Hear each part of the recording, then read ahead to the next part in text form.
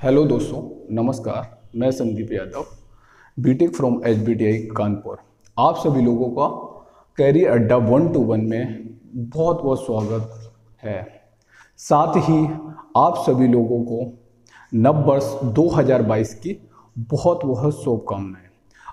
आपके अपने channel career अड्डा 1-to-1 जो कि एक नया चैनल है, इसमें मैं बेस्ट फैकल्टी के साथ में एक नया चैनल मैंने क्रिएट किया है, जिस पे आपको बेस्ट ट्रिक बेस्ट कॉन्सेप्ट के साथ में हमेशा मतलब आपके अपने यूट्यूब चैनल पर उपस्थित रहेंगे। हमारी जो फैकल्टी होगी, यानी कि जो भी फैकल्टी है वो सारी की सारी फैकल्टी एक्सपीरियंस फैकल्टी होगी, जो अच्छे से अच्छे संस्थानों से वो पढ़े हुए होंगे या वहाँ पे पढ़ाया होगा या फिर वो कहीं अच्छे से अच्छे एग्जामों में वो ऑलरेडी क्वालिफाइड होंगे।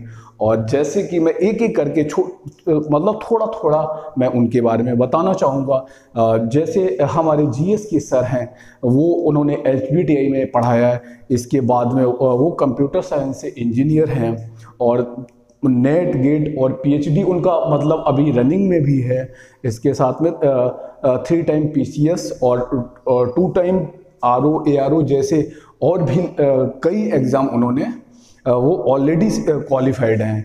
इसी तरह से आलोक सर हैं जो रीजनिंग पढ़ाएंगे, रीजनिंग वो भी बैंक और एसएससी ऑलरेडी क्वालिफाइड हैं। इसी क्रम में और जो अंशुमान सर हैं, अंशुमान प्रताप सिंह सर हैं, वो डेली करंट लेके आएंगे और डेली का जो आसपास जो घटना घटित होती है उससे रिलेटेड जीके के क्वेश्चन लेके आएंगे। तो इस प्रकार से मतलब हमारे पास बेस्ट फैकल्टी होगी। जैसा कि आप मेरा मेन क्या है, कोचिंग का मेन मोटिव क्या है, टीचर जैसे राष्ट्र निर्माता होता है, लेकिन हमारा एम है कि अपनी कोचिंग को राष्ट्र निर्माता बनाए। जिस प्रकार बिना गुरु के सहयोग के छात्र उन्नति अधूरी है, ऊर्जा उसी प्रकार से बिना हमारे सहयोग के तैयारी अधूरी है। तो इसी प्रकार से हमारा मेन एम है, मेरा मतलब मेन टारगेट है कि किसी भी स्तर के छात्र को हम लक्ष्य तक पहुंचाएंगे, चाहे वो कितना भी गरीब हो या कुछ भी, मतलब उसके पास में कम से कम वो बिल्कुल पढ़ने में वीक हो, उस स्टूडेंट को भी हम आगे मतलब पहुंचाने की कोशिश करूंगा। और अगर हमारे साथ अगर जुड़े रहेंगे और सबसे पहले मतलब ज़्यादा से ज़्यादा लोगों में शेयर करें, ताकि और जो भी हैं हमारे जो इंडियन या जो भी सगे संबंधी हैं या जो भी मित्रगण हैं, उन तक मतलब हमारा वीडियो पहुंचे और वो भी आगे बढ़ें, जिससे क्या हमारे राष्ट्र का एक निर्माण हो। और इसी के साथ में एक एक करके सभी जो भी कैरियर अड्डा की टीम है उससे हम इंट्रो करवाएंगे। हाँ, तो चलिए सर, सबसे पहले मैं जीएस के सर शिव सर से मैं इंट्रो कराना चाहूँगा, तो लीजिए सर।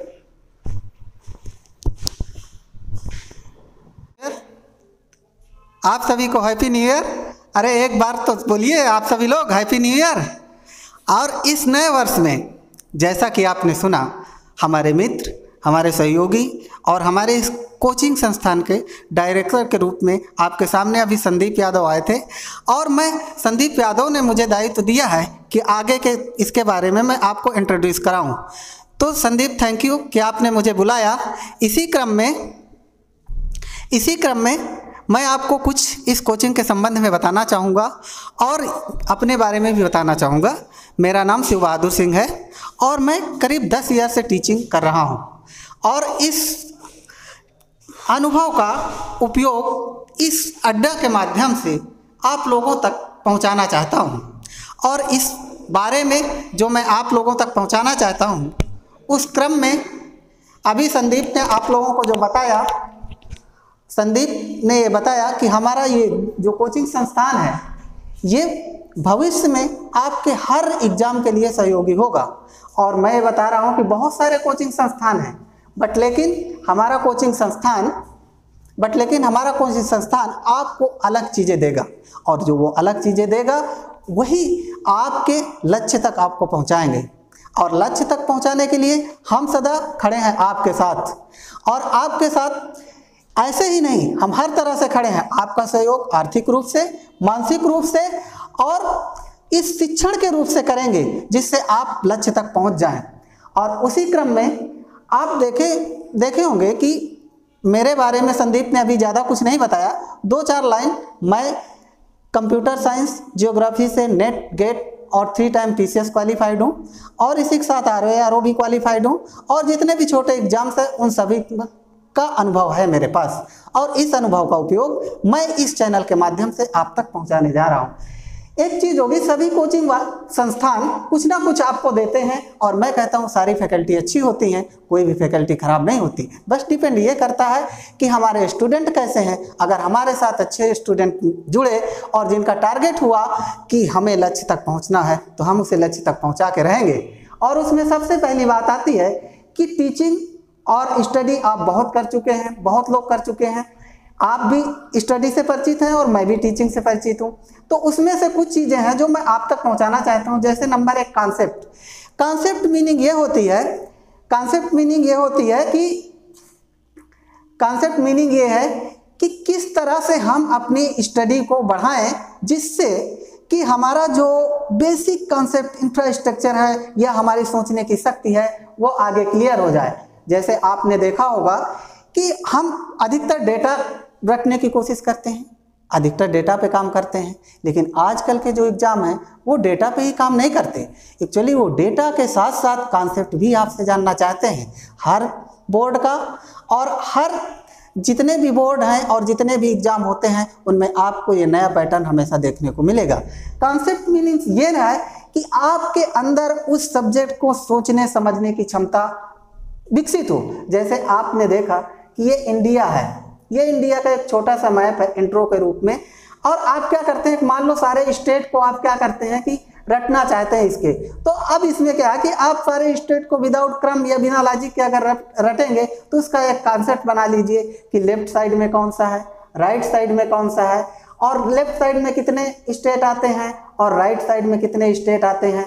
इसी के आधार पे जब आप इसे डिस्ट्रीब्यूट करेंगे, तो इस आधार पे जब डिस्ट्रीब्यूशन करेंगे तो चीज़ें क्या होती हैं कि आपकी अलग अलग आपके मेमोरी में स्टोर हो जाती हैं। और जो स्टोरिंग का प्रोसेस है, वो स्टोरिंग का प्रोसेस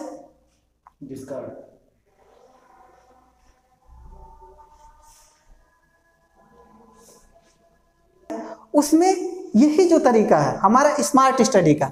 स्मार्ट स्टडी में केवल यही नहीं होता कि हम अच्छी किताबें खरीद लें, केवल अच्छे टीचर से पढ़ लें, हमारा भी उसमें कुछ योगदान होना चाहिए।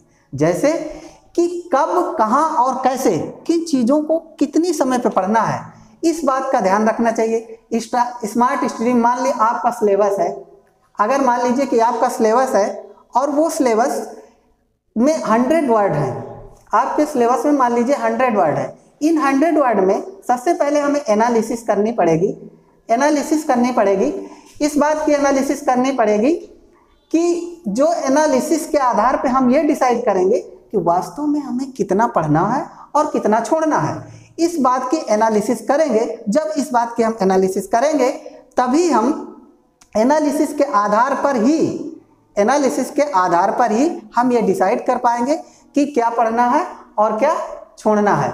जैसे मैं आपको एक ट्रिक बताता हूँ कि आप मान लीजिए कि अगर आपका ये ग्लोब है, अगर मान लीजिए आपका ये ग्लोब है और इस ग्लोब में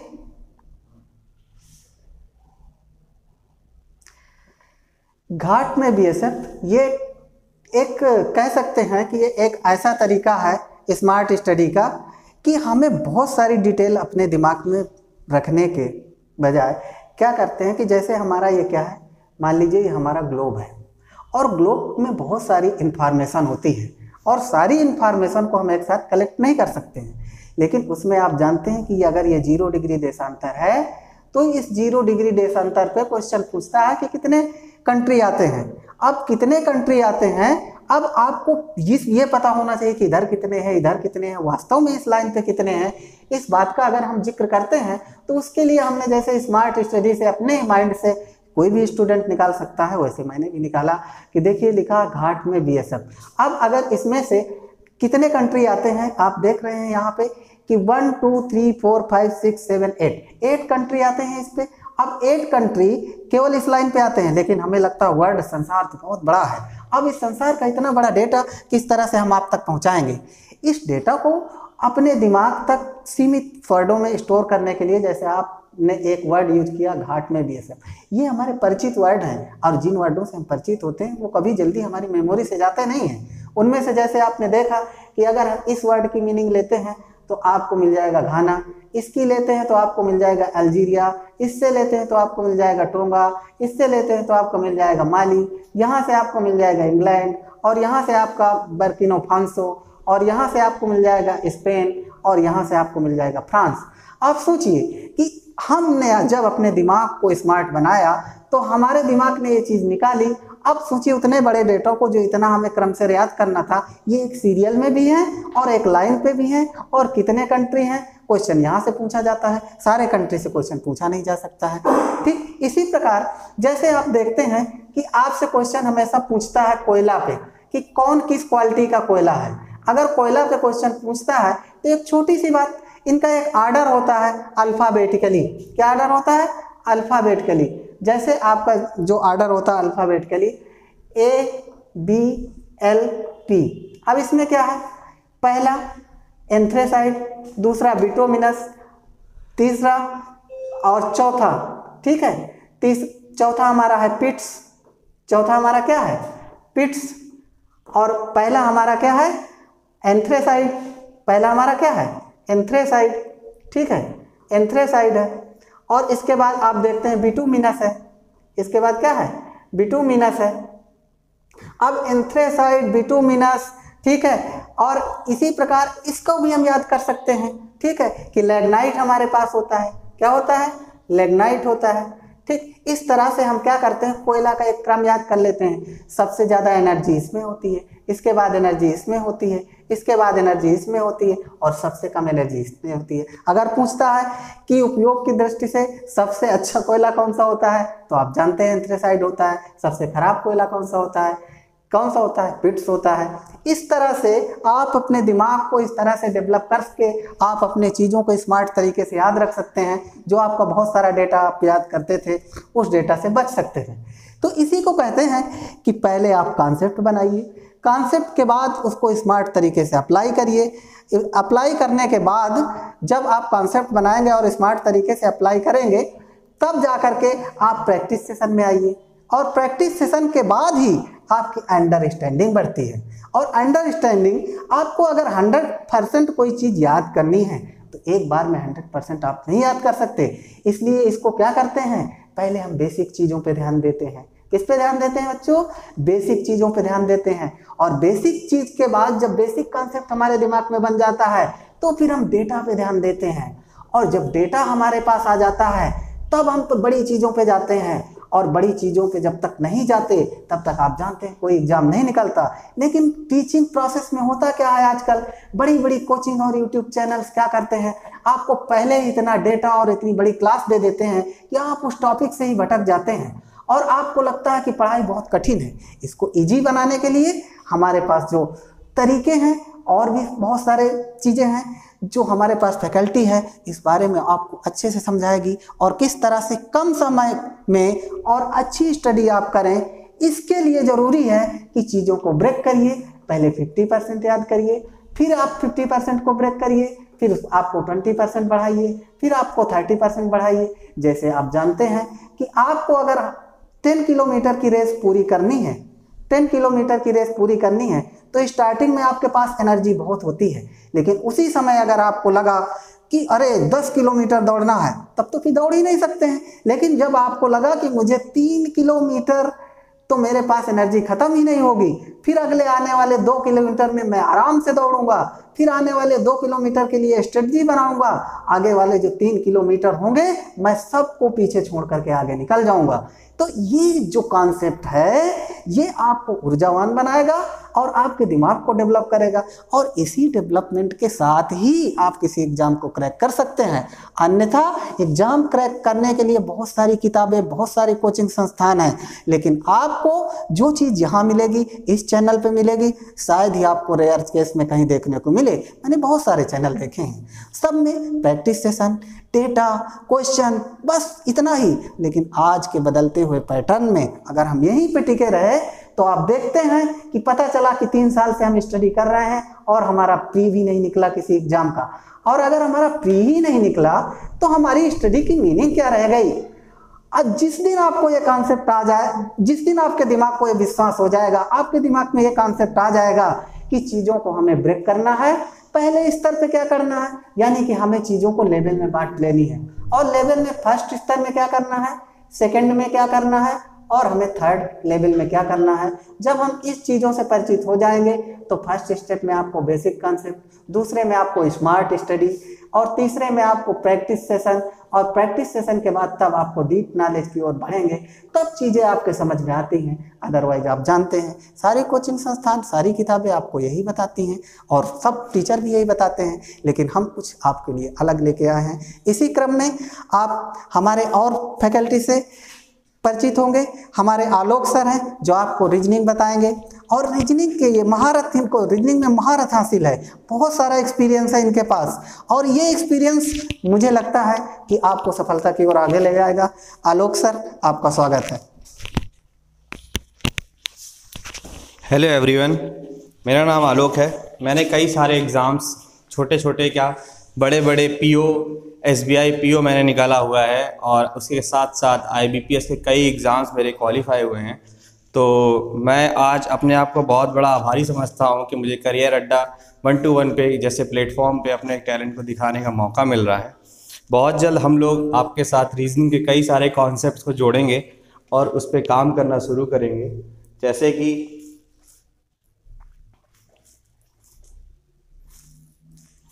हम लोग रीजनिंग के सारे कॉन्सेप्ट्स पढ़ेंगे, जितने भी कॉन्सेप्ट्स आप तक आप रीजनिंग में पढ़े हुए हैं, सारे कॉन्सेप्ट्स को हम लोग डिस्कस करने वाले हैं। इस पर बेसिक से लेके हाई तक की सारी स्टडी करेंगे कि जो भी चीज़ें आती हैं वो सारी ए से लेके जेड तक पढ़ेंगे।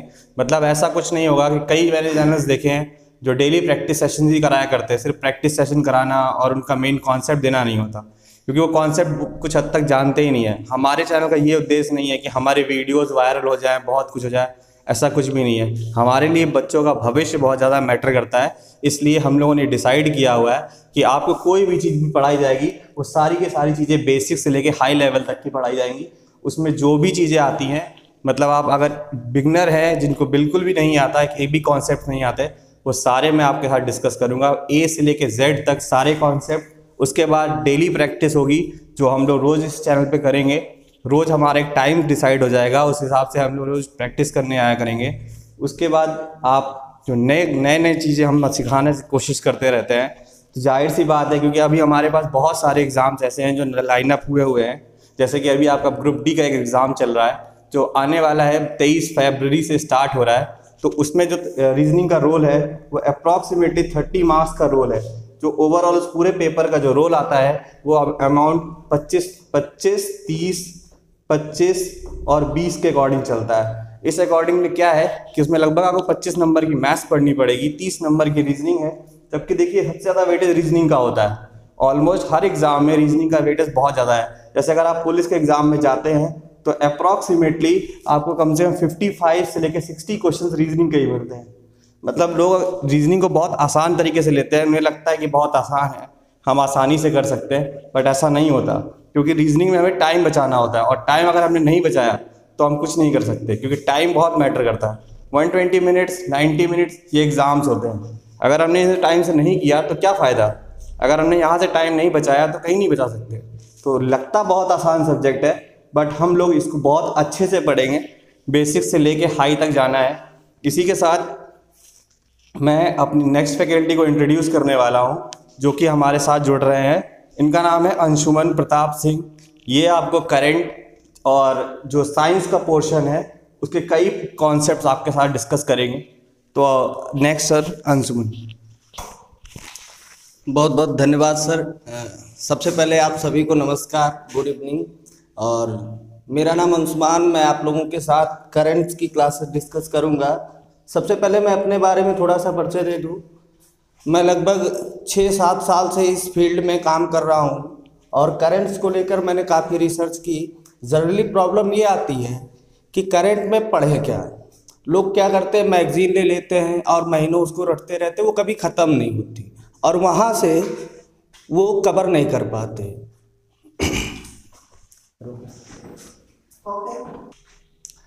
तो मेन मुद्दा ये है कि करंट्स को तैयार कैसे किया जाए। तो करंट्स तैयार करने के लिए मैं आपके लिए कुछ फैक्ट और साथ में जो डेली जीके होते हैं और डेली जीके के साथ आपको साइंस पोर्शन का, खासकर साइंस एंड टेक, आजकल जो परीक्षा में नया चलन आया है कि करंट से रिलेटेड ही जो साइंस टेक का पोर्शन होता है वो भी काफ़ी पूछा जा रहा है।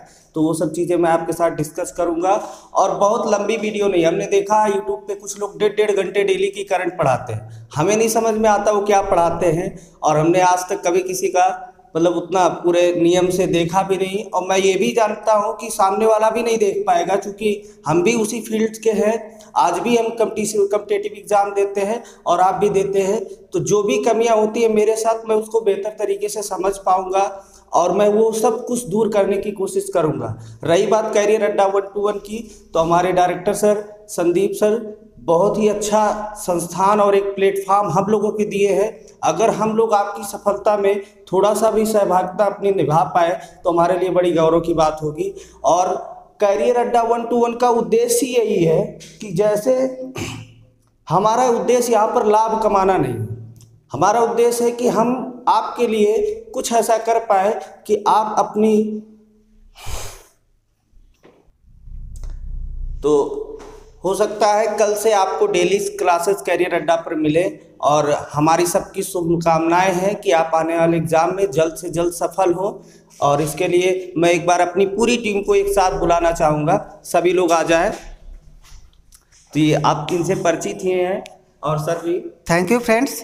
जैसा आपको अभी आपने सर ने बताया कि देखिए हमारा उद्देश्य यहाँ इनकम से रिलेटेड नहीं है, हमारा उद्देश्य आपके एम तक आपको पहुँचाना है और हम आपको फ्री सेवा दे रहे हैं। सिर्फ आपसे ये कहते हैं कि आप रेगुलर हमारे वीडियो देखिए, हमारे चैनल को सब्सक्राइब कीजिए और हमारे साथ जुड़िए। इसके बाद आप अनुभव करेंगे 1 महीने के बाद कि हमने इतना पैसा जहाँ भी कोचिंग में और हर जगह बर्बाद किया वो हमारा व्यर्थ चला गया, हमें तो वहाँ बहुत पहले से जुड़े होना चाहिए था। बस इतने कहने के साथ साथ मैं आपको फिर से एक बार नए वर्ष की शुभकामनाएं देता हूं और सफलता की कामना करता हूं। और अब आप हमारे संदीप सर से मिलिए जो इस कोचिंग का संचालन करते हैं और ये आपको 2 वर्डों में। हाँ दोस्तों, जैसा कि आपने देखा है 1 by 1 मतलब शिव सर, आलोक सर और अंशुमन सर ने 1 by अपने बारे में बताया है। ये जो भी हमारा कैरियर अड्डा 1-to-1 है, यहाँ की जो बेस्ट फैकल्टी मिलेगी और मैं आपको मैथ पढ़ाऊँगा, एडवांस और अर्थमेटिक दोनों मैं पढ़ाऊँगा। और जैसा कि शिव सर ने अच्छे से एक्सप्लेन भी किया है और उसके बाद में आलोक सर ने और अंशुमन सर ने जो भी एक्सप्लेन किया है, तो यहाँ पे जो रहेगा बेस्ट ट्रिक के साथ में और जो भी फैकल्टी हमारी रहेगी, हमारी मतलब कैरियर अड्डा की जो भी फैकल्टी होगी वो अच्छे से एक्सप्लेन और 2022 में जो भी मतलब अच्छा और ऊंचाइयों तक पहुंचने में आपका जो भी कैरियर अड्डा है सहयोग करेगा।